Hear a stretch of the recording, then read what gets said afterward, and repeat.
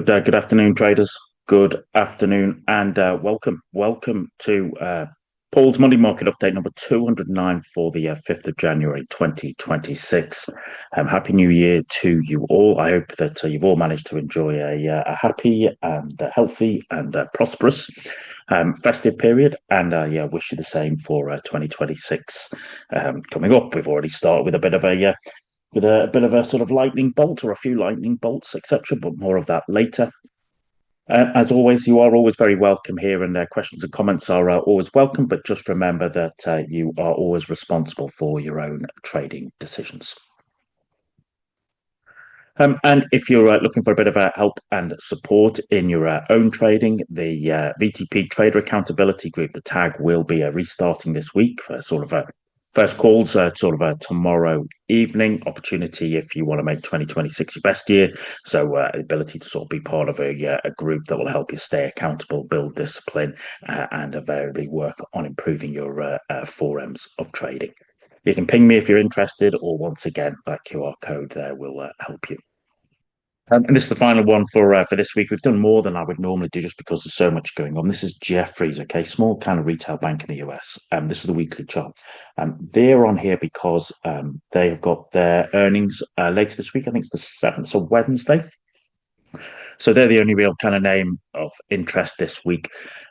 We did look at these a few weeks ago, okay, well, a couple of months ago, because a lot of it was around about here because they were affected by the kind of takedown of the kind of in the US, and kind of, I think it was in Texas in the US, southern US states of the US, a couple of automotive companies, and in particular automotive financing companies, kind of went Chapter 11 bust because invariably there was kind of almost like subprime loans to car dealerships, or that invariably sort of had just run out of steam and collapsed.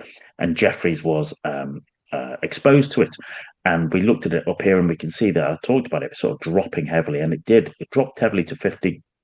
And I was intrigued to see, well, if 50 would break, definitely the 200 period moving average had to be the kind of next level of dynamic support. But interestingly, that kind of story, whether that's gone away, whether that's been covered up, I don't particularly know. But you can see yourself that actually, having collapsed all its way down there, well, actually over the last couple of months, it has kind of ground its way back up there. It's above $60, it's above the 20, it's above the 50, and now you're looking to see, well, what's been going on there? Okay, has Jeffries managed to either sort of ride that storm out or cover it up, or invariably, they've sorted it. People are pleased at the way they've sorted it. In which case, with the numbers coming out at this later this week, does it have what it takes to work its way back up to those recent highs at 70? Good numbers, and I'd say that there's kind of the start of the year giddiness might drift its way higher there, and that's what I'd be looking at for there. All right, so there you go. That's the charts of interest for this week. As I said, there's more than I would normally do, just because A, there's lots going on. B, it's the start of the year. Let us switch across to the live markets now and see what's happening there. So if you just bear with me for a moment, we'll switch across to the live charts and take a look at what's going on.